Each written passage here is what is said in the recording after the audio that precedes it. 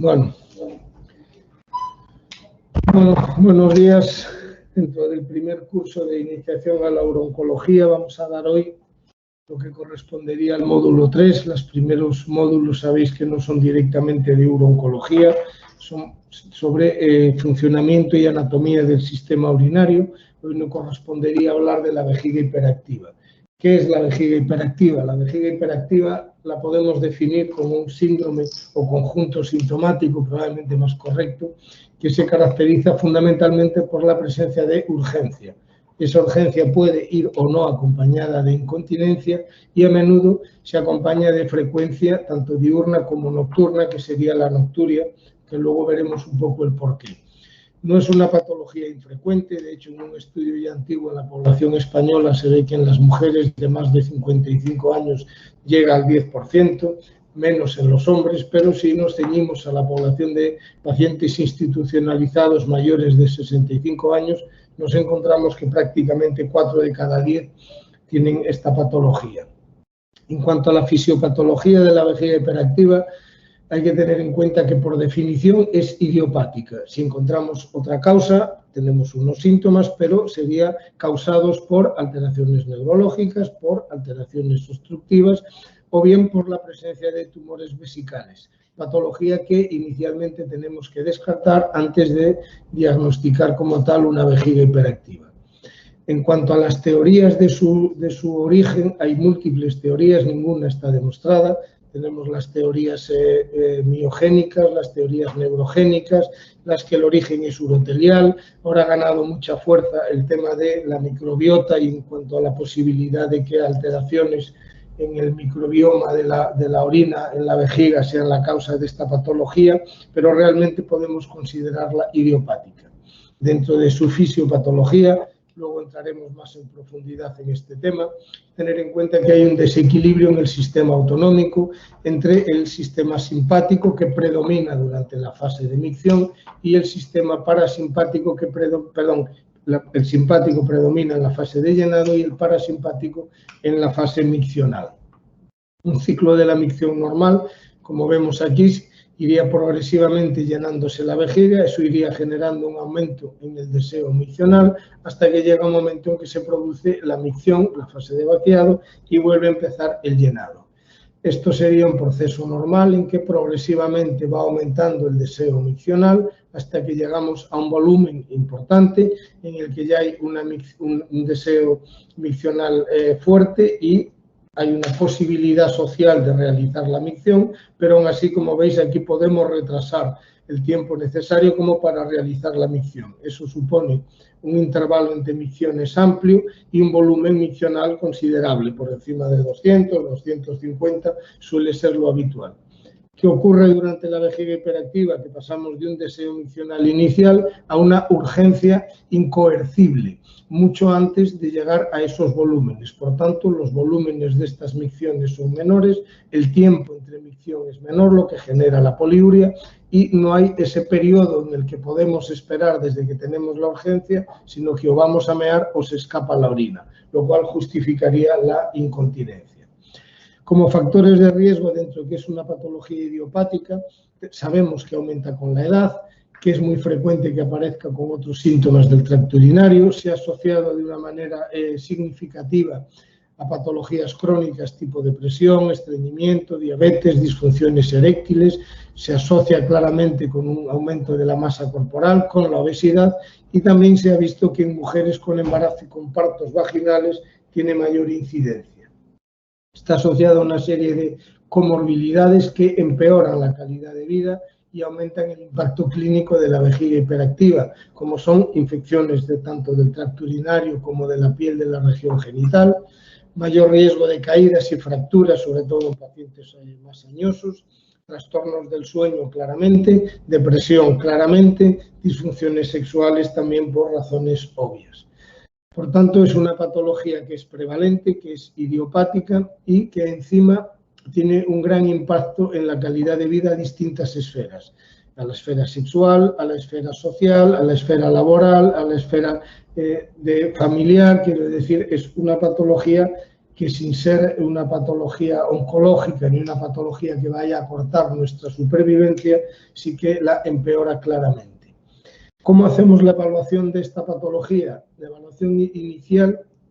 en principio, debe documentarse los síntomas y signos y, lo que decíamos hace un rato, excluir otras patologías, excluir fundamentalmente tumores de vejiga, excluir patología obstructiva como puede ser la hiperplasia benigna de próstata, estenosis de uretra, prolapsos vesicales en las pacientes mujeres o, por supuesto, patología tumoral. La evaluación inicial, como casi todas las patologías, lógicamente una historia clínica detallada, definiendo bien la manera de inicio, la fecha de inicio y la evolución posterior de ella, una exploración física en general, pero muy dirigida sobre todo a descartar patologías neurológicas en periné y patologías anatómicas en los varones, hiperplasias benignas de próstata con síntomas obstructivos, en las mujeres prolapsos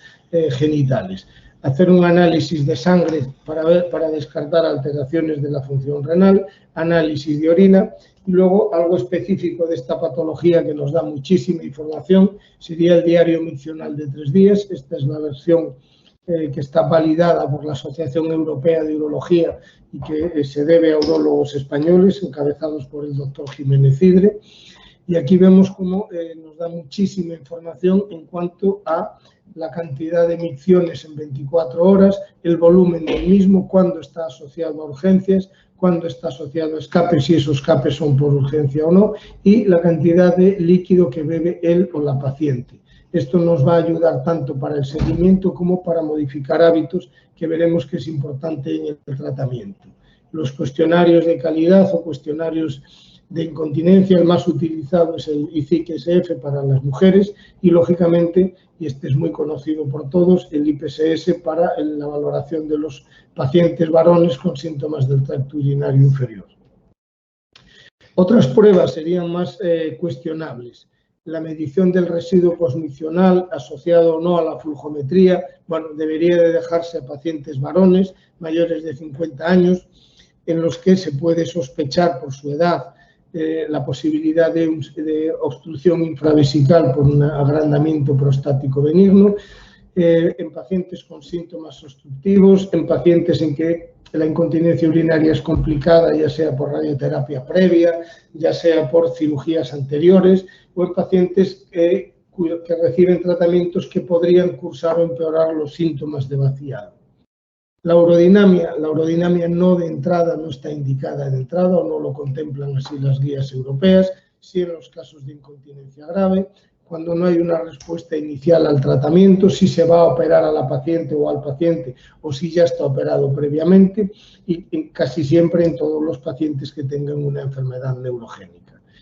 La cistoscopia y los diagnósticos por la imagen, ya sea sobre todo fundamentalmente la ecografía, no se recomienda tampoco en la evaluación inicial. Pero igual que se estaba puesto en las flujometrías, la ecografía, por ejemplo, es algo que no es invasivo, que es relativamente barato. Creo que si no de inicio sí debería plantearse muy frecuentemente en los y las pacientes con vejiga hiperactiva, distinto a la cistoscopia, que serían aquellos casos en los que hubiera una sospecha clínica de posibilidad de patología tumoral o de alteraciones obstructivas en la uretra. El algoritmo de tratamiento para las mujeres, una vez pasado la valoración inicial, serían las medidas higiénico-dietéticas y los fármacos que luego vamos a hablar. Similar sería en los hombres, teniendo en cuenta la salvedad que en pacientes por encima de 50 años tenemos que el algoritmo varía en cuanto a la posibilidad de que haya asociado una obstrucción infravesical, ya sea por un agrandamiento prostático, ya sea por una estenosis de uretra. Las medidas higiénico-dietéticas, que realmente en casi todas las patologías crónicas las incluimos, cobra especial importancia en la vejiga hiperactiva, porque realmente hay pacientes que solucionamos su problema o por lo menos mejoramos su calidad de vida y mejoramos las patologías concomitantes solo con las medidas higiénicas. Disminuir el peso, mínimo 5, 10, 15%, reducir el consumo de cafeína o de otras sustancias irritantes, hacer un control de la ingesta de líquidos. A eso nos va a ayudar el diario miccional, el hecho de poder saber cuándo el paciente o la paciente ingiere más líquidos y eso le genera mayor frecuencia en la micción y mayor incontinencia, nos ayuda a corregir esas ingestas, tratar el estreñimiento, abandonar el hábito tabáquico y otra cosa que nos ayuda el diario miccional es a la modificación de la conducta, ya sea con un entrenamiento vesical de intentar, cuando viene la urgencia, si nos cogen el domicilio, intentar retrasar esa micción para de alguna manera reeducar la vejiga y realizar micciones pautadas. Es decir, si en el diario miccional vemos que la urgencia se produce a partir de volúmenes de 300 o 350, intentar adelantarnos a esa urgencia haciendo micciones más frecuentes o en determinados momentos del día. El tratamiento farmacológico tenemos dos pilares, los antimuscarínicos, que son los fármacos clásicos, y más recientes los agonistas beta-3. Actualmente solo está comercializado el Mirabegrón, pero próximamente se comercializarán nuevos agonistas beta-3. Serían un poco el tratamiento estándar. Hay que tener cuidado, sobre todo en los antimuscarínicos, en los pacientes ancianos, pacientes frágiles. Cada vez hay más publicaciones en la literatura sobre alteraciones en cuanto a las alteraciones de la memoria, alteraciones intelectuales en general, con lo cual debemos de sopesar en los pacientes ancianos el beneficio con los posibles riesgos que generamos en cuanto a pacientes más adormilados, pacientes con pérdida de su capacidad mental. En los pacientes varones está indicado sobre todo los antimuscarínicos y los beta-3 en los pacientes con síntomas de llenado, pero se pueden utilizar también cuando hay síntomas de vaciado asociados. Los beta-3 sin necesidad de asociar nada más, probablemente los anticolinérgicos con un poco más de cuidado en los pacientes que tengan una obstrucción severa. Por eso decíamos antes que la realización de flujometrías estaba indicada cuando sospechábamos posibles síntomas obstructivos a la hora de pautar este tipo de tratamientos. Lo que decíamos en cuanto al mecanismo o al equilibrio entre simpático y parasimpático, es ahí donde actúan estos fármacos. Vemos que los anticolinérgicos bloquean la liberación de la acetilcolina, que es la responsable de la contracción durante la fase de vaciado, y evita durante la fase de llenado ese aumento de tono y aumento de contracción del detrusor, y los beta-3 que favorecen por medio de la vía del AMP cíclico la relajación muscular durante la fase de llenado.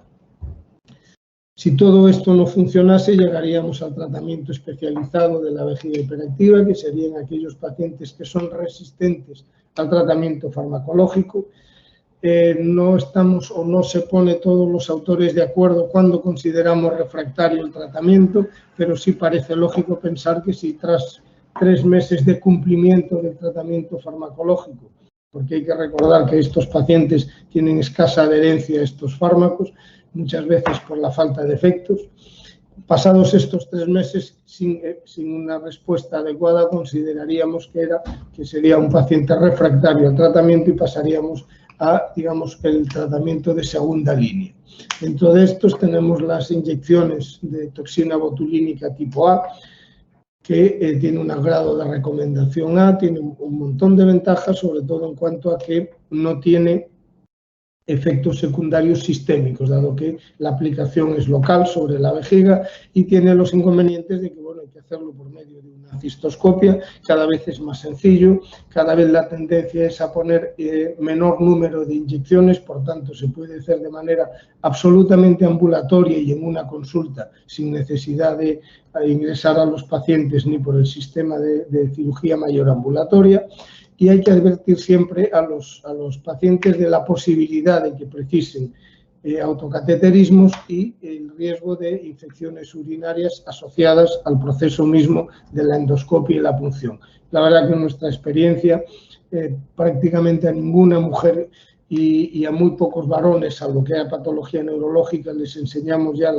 el autocateterismo previo, porque los riesgos de retención, o sea, los casos de retención han sido mínimos y los procesos infecciosos, la verdad es que también son muy escasos y de fácil manejo con antibióticos por vía oral.